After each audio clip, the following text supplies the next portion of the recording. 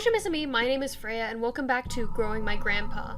I'm gonna start the game over and try to get the good ending. Don't worry, I'll fast forward you through all the stuff that we've already seen.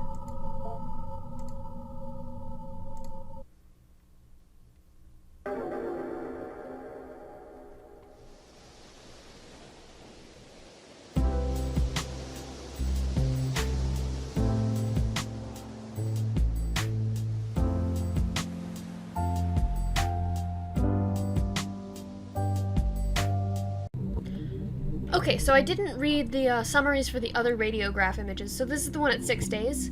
We have taken to calling it whiskers, though of course some have interpreted it as hair or needles or quills, but whiskers is more accurate as the needles are really more like suprasensory follicles or spines.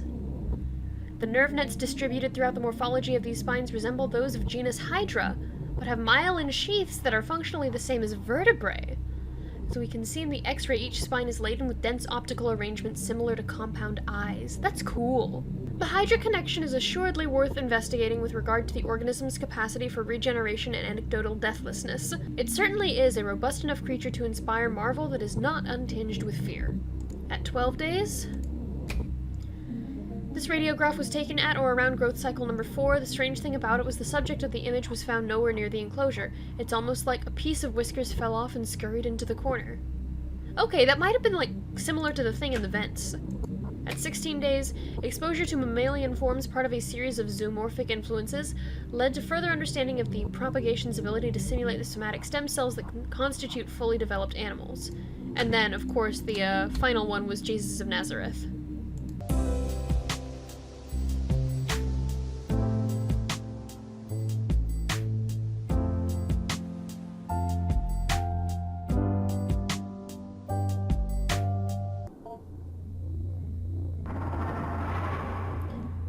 Okay, I'm gonna make him throw up again.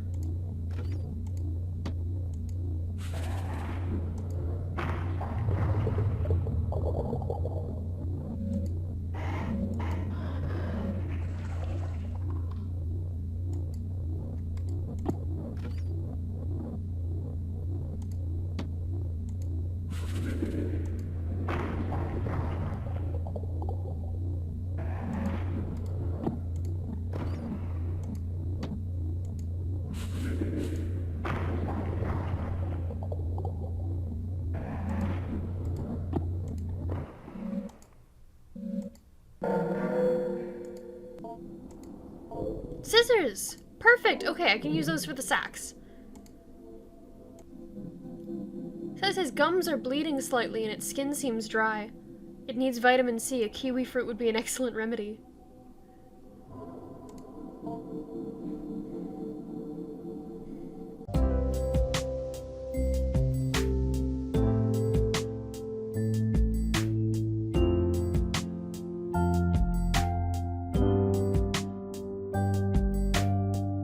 Okay, there's one more thing that I need to feed him. I forgot that it required 3 on the second time. Sure, I'll give him the kiwi fruit.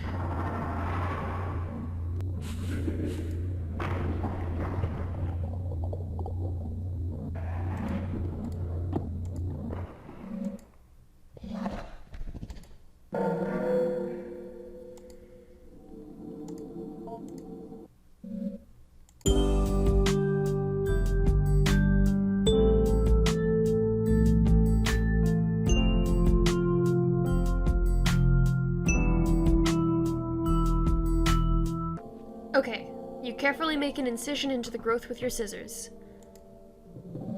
It's now possible to take a look inside. In the oily cavity, a powerful smell of rot arises, and many small, increate beings lay motionless and dead.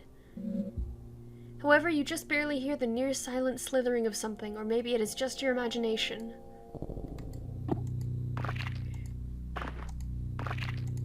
Ew. Oh, what's that? It looks like something from Geneforge. Anthropoid Remnant 1. A self-sufficient animal form knit together from years of ambient thoughts left to crawl around the basement. Grandpa may enjoy the flesh. Little friends!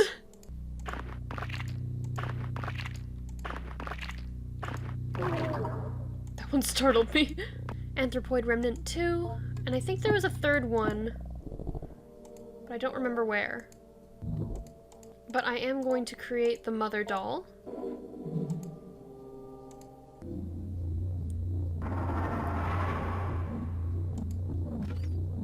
Actually, I'm gonna wait to feed him until the next one. Oh, I'm sorry. Okay.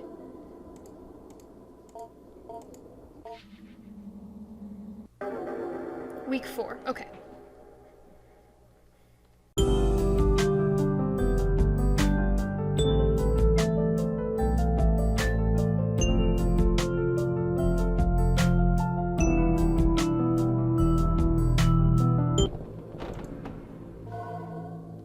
Oh, I got an achievement on the Gourmand Grind for collecting all foods.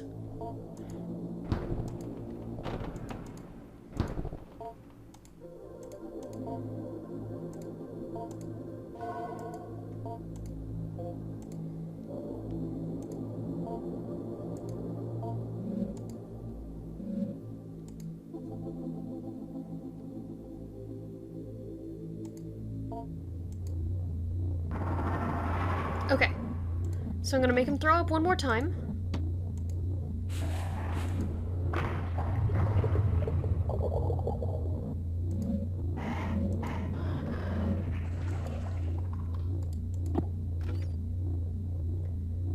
And I'm going to give it meat. Ooh, it's Cilia Wave in a frenzy. The meal appears to have been particularly well received. Your offering of flesh stirs something within Grandpa. From within the folds of its body, a wiry, proboscis-like appendage begins to emerge. It may be worth taking a look at this after the feeding. New conversation? Proboscis. Do I want to, keep giving meat? I'll back off for now.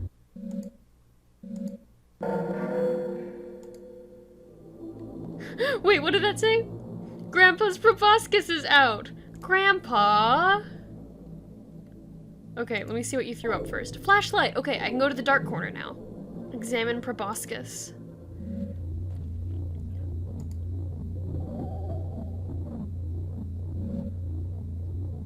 A minuscule needle extends from its tip. There appears to be one more thing you must give, if only for the sake of propriety. Do you need my blood? This is a blood sacrifice? Yeah, you can have my blood. What's that? How do I, oh, the scissors! No? Ah, okay, okay.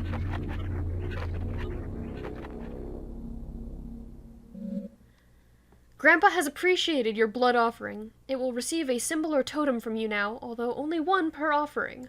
As the blood-fed proboscis retracts back into the folds of fabric, you step away from the bars. Offer Mother Doll. You approach the bars and hold out the mother symbol you created. Grandpa's spines quickly reach out and envelop the doll before drawing back. The doll quickly vanishes within the folds of Grandpa's skin. Constructing and then offering your mother's image to Grandpa, symbolically sated by blood, instills in you a concrete sense of completion. Grandpa gives a soft, affirming grunt as it senses deep within your mind the ritual transformation of your desire. Although Grandpa must receive both a mother and father totem before the fulfillment of your wish is assured.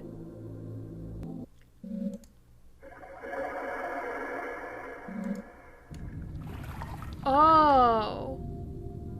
He's looking even more human now. Do I ask about the old things again? Oh my god, he has glasses! Grandpa loudly clears its throat before gently responding in a lucid, well-projected voice. Okay, I gotta put on my best Grandpa voice for this then. Ah, you're asking me about your wish. When you wished for me to come back, that's when I knew I would. Your desperation was strong, and your wish for your parents, well, if you give me what I want, I'll give you what you want. You know I love you. I am for you whatever you want, and I love you just as much as you love me. But desperation and love is not enough. People deep down know they can't get what they wish for without some transformation. There is something that sits at the root of everyone's soul, that understands the separation between them and eternity. You may desire something, but you know you will not get it without some movement on your part. So it is not enough to just wish, which you know will not work. You must wish and a little more, to transform your intention into something that might fructify, or for desire to become reality. Thanks, Grandpa. I love that he has glasses. I'm gonna ask about his shell again.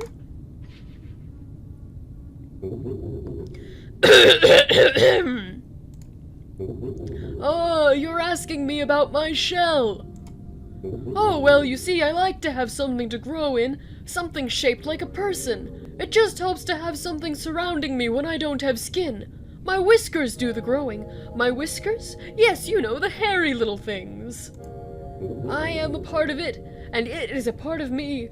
However, my whiskers are what heard you wishing for me to come back, and so they went to work in the shell you provided. The shell also helps you envision me as what you desire. You have such a nice imagination. If I weren't in my shell, you'd have my whiskers exposed and knitting together my face. That might interrupt the feedback loop of my reading your desires.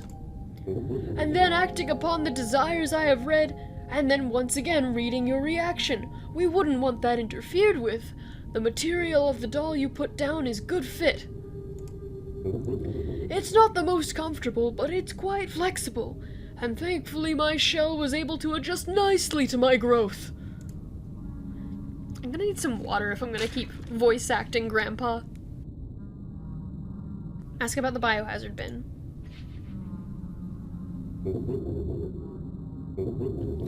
Oh, you're asking about the medical waste bin. I believe it's locked up. I heard them punch it in the code many times as they placed part of the burnt-up dying self into the bin. They often forgot what the code was and had to go check on the wall where they were always taping up sheets upon sheets of information, so much so that the new papers would cover the old. What do you think you would find in there? Well, perhaps something. They did throw trash inside from time to time, bits of paper and so forth. I remember seeing a man who looked quite like me. His daughter had given him a photo of her new boyfriend. He threw it into the bin in disgust and joked with one of his colleagues. It may still be in there for all I know. That'll be the photo of Adrian's dad. Okay. Language. Ah, you're asking about language. Well, the more you taught me, the more I was able to learn by myself, by hearing what you are thinking and saying. A week ago I could speak a little bit, but I was less of what you imagined me to be, and not quite the talker I am at the moment. Part of what I'm saying is of course made up of what you expect me to say. I think I'm very comfortable being open and honest with you because I am your grandpa, and I love you, and that certainly makes up part of what I am. However, there is a part of me deeper down, the thing that created me maybe, that undying nucleus.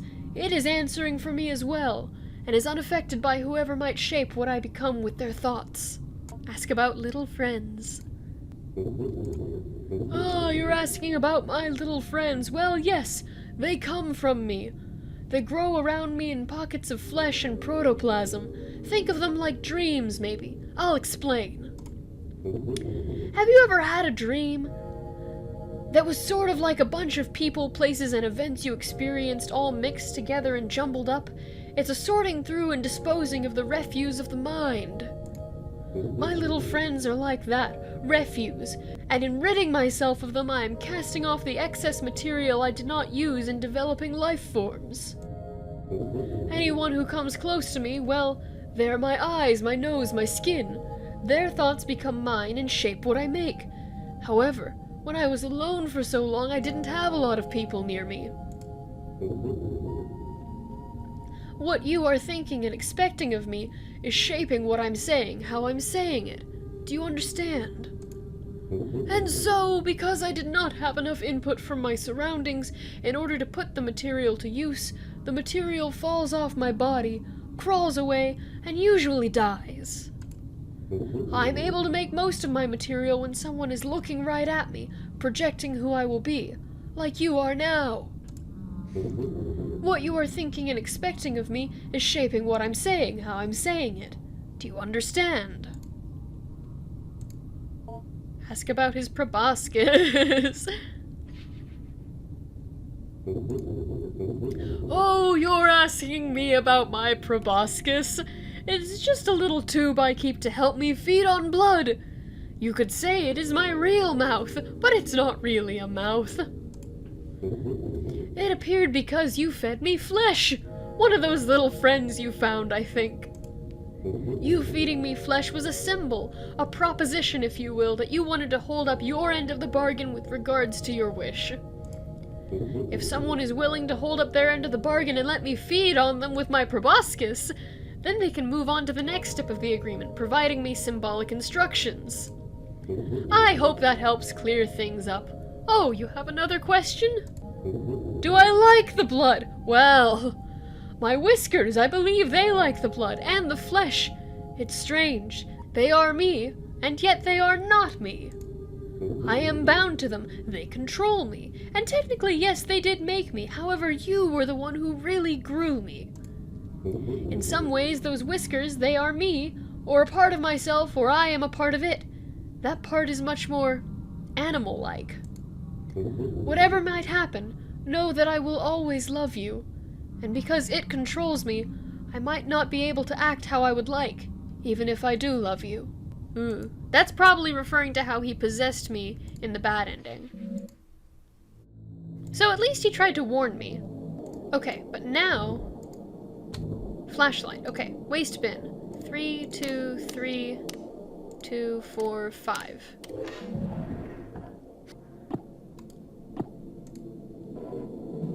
Photo of your father as a young man. Oh, no wonder Grandpa disapproved. He looks like a hippie. Is there anything else in here I can grab? Not really. Okay. Bookshelf. I thought that was a ladder. A classic of alchemy.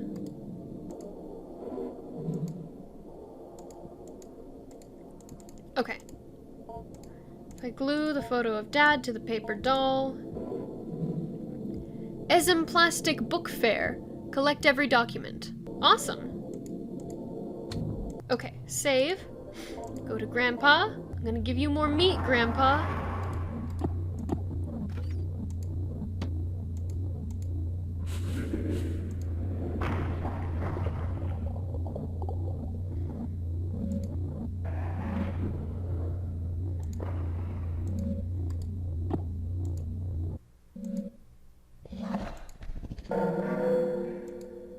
Alright, Grandpa, it's proboscis time!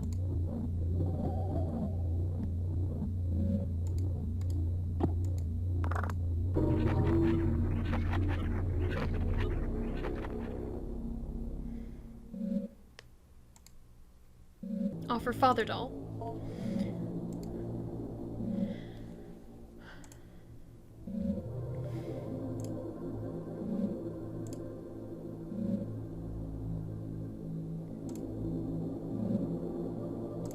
I can now discuss completed contract. Okay.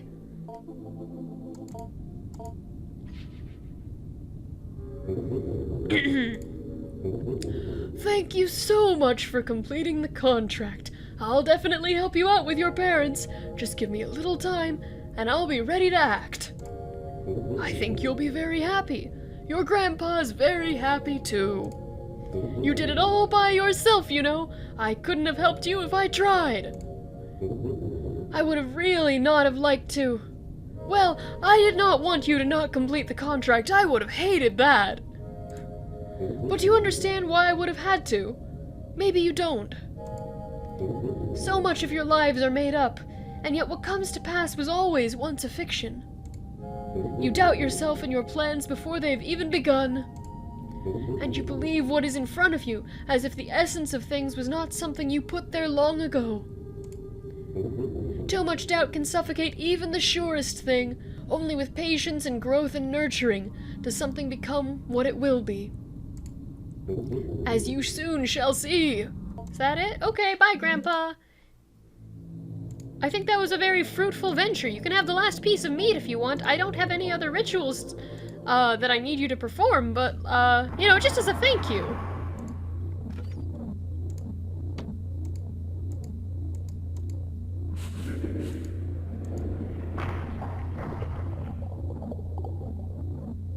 We got another proboscis, but I don't know if I have anything else to give it. If I give it the blood offering, will that be a problem?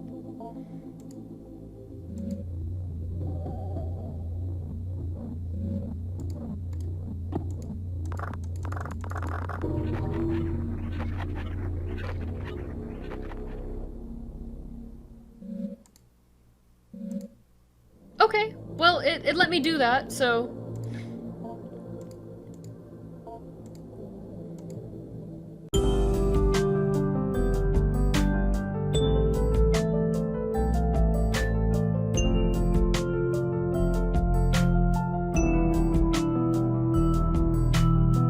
I really would like to know what the developer's background is in. If it's in, like, I don't know, anthropology, psychology, because this is really thorough. Okay, I'm gonna end the week without saving because I don't know if doing, like, the third piece of meat and blood sacrifice is gonna mess things up. Alright, week 5, let's see if we did it.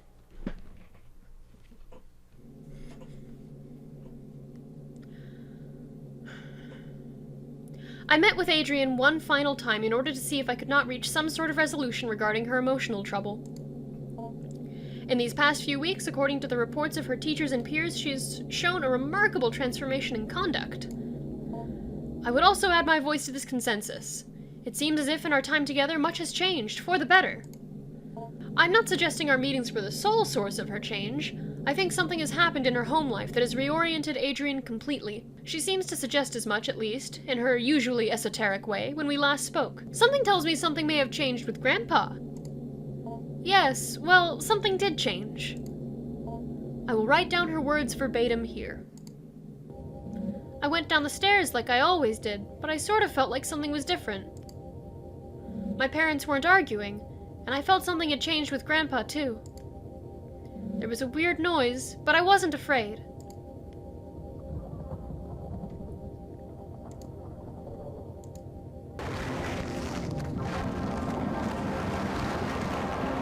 Hello?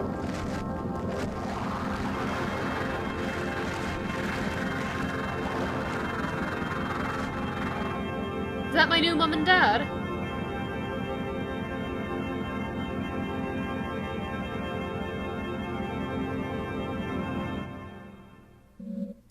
I think Grandpa had to leave, but before that he made my parents nice. He reached inside and changed them. That was my wish. Maybe even what I was growing wasn't really my grandpa. Grandpa left what I was growing behind.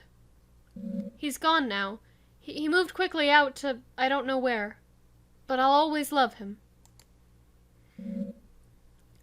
I dismissed Adrian soon after, letting her know it was a pleasure getting to know her. Despite my apprehensiveness about the speed of the turnaround she has made, I cannot see any reason why Adrian should be considered for further evaluation. And as a counselor for Adrian, let it be known that I believe she is of sound mental and emotional health. I am pleased to see things turn out this way, and if I may make a brief addendum... By happenstance, Mrs. Richardson bumped into the Hart family the other day while running an errand. She told me that the parents were a little odd, but very pleasant, and quite clearly they adored their child. And that she had never seen Adrian happier. Alright, and that's it for Growing My Grandpa. Such a fantastic game, like seriously, I got really into it. The emotional aspects, the scientific aspects, it was a lot of fun. But that's gonna do it for this video, so thank you everybody so much for watching. If you enjoyed, let me know in the comments below, and I'll see you guys later. Bye!